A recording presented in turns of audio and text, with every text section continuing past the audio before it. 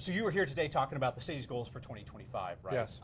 So we also know that there's the potential for mass immigration raids across the metro area tomorrow. You've been called to testify before Congress. There are Republicans thirsting for your arrest personally. You also have a city to run, right? You know, Yes. trash and police and all those other things. What do you tell your staff about how to balance what's within your control and what's outside your control? Yeah, I say we try to stay focused on what our top priorities are and our belief that we can control those things that matter most to Denverites, and the government that is the closest to them matters the most. And so for us, these goals are really important tethering for us to stay close to what our focus is, what residents want, and then we manage the rest of the noise as it comes. But I think for our staff, we're really focused on the day-to-day public services and making sure the things that Denverites care most about we can address. And the rest of the news can catch a lot of attention, but it often doesn't change your day-to-day life as much as it will if your kid doesn't have access to preschool, or if you get your bike stolen out of your garage, or if your trash doesn't get picked up. That said, you said this morning that there are people in the city who are afraid. Yes. Are you one of those people? I am afraid for members of our community who I've talked to who I know are afraid, and there are some things we can do to support them, and there are some things that will be outside of our control.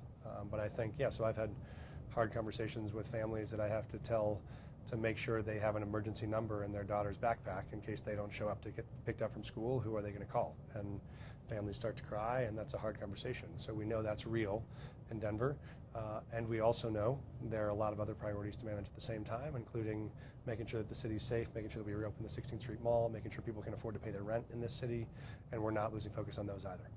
It's interesting how the immigration enforcement is painted as a reward for the Republicans who run Aurora, but it's painted as a punishment for the city of Denver because it's led by liberals. You've been pretty clear that you welcome federal assistance taking violent criminals off the streets. Yes. It's possible that the end result of these raids that we expect to happen fairly soon in the metro area is a net positive if it's taking violent criminals off the streets? Yeah, if that were the focus, we would collaborate on it, and we would think that we're successful. If the focus is on murderers or rapists or folks with serious assault charges, we have partnered with the federal government in the past on that. We would partner in the future. If there was an active criminal warrant for someone that had committed a violent crime, we would be the first ones to be chasing them down. So let me ask you for a specific scenario, right? Yes. But a pretty realistic one. ICE says we're going after those people, right? We've got people that are violent criminals, and we want DPD's help. What will DPD do? What will they not do? Yeah, so what we will do is partner on violent criminals in two ways. One is if ICE notices us and says you have someone in your jail who just is finishing a 4-year sentence for aggravated robbery, we want to know when they're released so we can pick them up. We would coordinate and let them know when they're being released, they can pick them up and deport them. That's one place in which we'll collaborate. The other is if there was a violent criminal at large, if we had someone that had committed an attempted homicide and we hadn't found them yet, we're looking for them. We don't know their status. If ICE calls us and says we're looking for them too, we would jointly pursue that purpose. What we won't do is we're not going to help ICE on a workforce raid of a restaurant. We're not going to help ICE on an act, to raid a church or a hospital or a school. Civil warrants, which means if your only infraction is that you came to the country without documentation, we're not going to enforce that, we're not going to help that, we're not going to pursue that. We don't think that's a public safety risk, and that's not our job. Talk about a couple of those specifics there.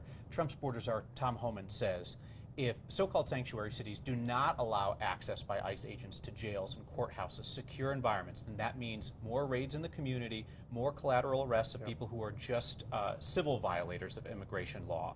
And that's what cities are going to get if they don't allow the access. Does that logic make sense to you when he talks about it like that? It doesn't make sense, but I think this is why Denver has the right common sense approach. There are some cities who will say we have a violent criminal, we're releasing them, we won't even tell ICE. What we do say is if ICE's target is to pick up violent criminals that we have in our jail system, we can make it easy for them to do that. And we will do it without handing someone over in custody. The state law says we don't honor what's called a detainer, which means the ICE can't call and say, we know Kyle was supposed to be released today, but hold him 4 more days for us. No one in the state does that. But what we can do is let them know when they're released, so they could pick them up outside the courthouse if they wanted to do that. Question about that. We know that often that notification comes very late to ICE.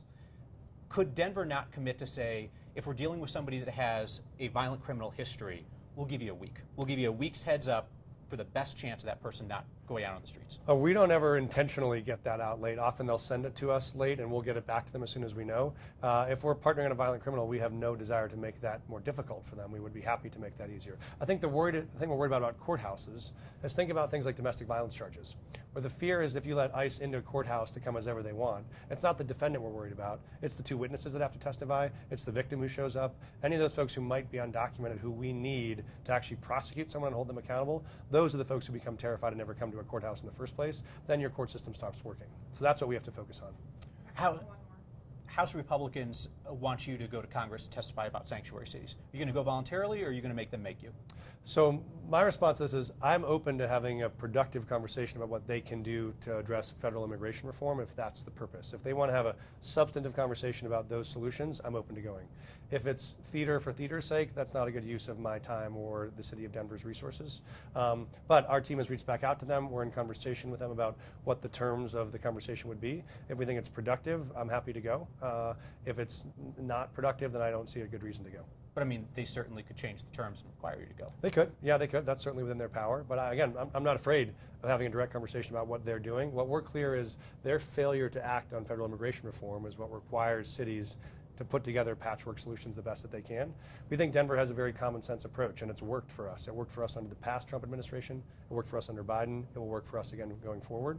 The real issue to address is how do you make sure dreamers in this country have a path to citizenship, mixed status families who are worried today about who's going to be taken and who's going to stay. That's where you want clarity. People that are applying for asylum don't have to wait for 7 years. There are common sense bipartisan solutions here. Trump killed that proposal last time it was out there, but there is a bipartisan path to solution if they want to work on it. I'm told we're out of time. Appreciate your time. Thanks for having me.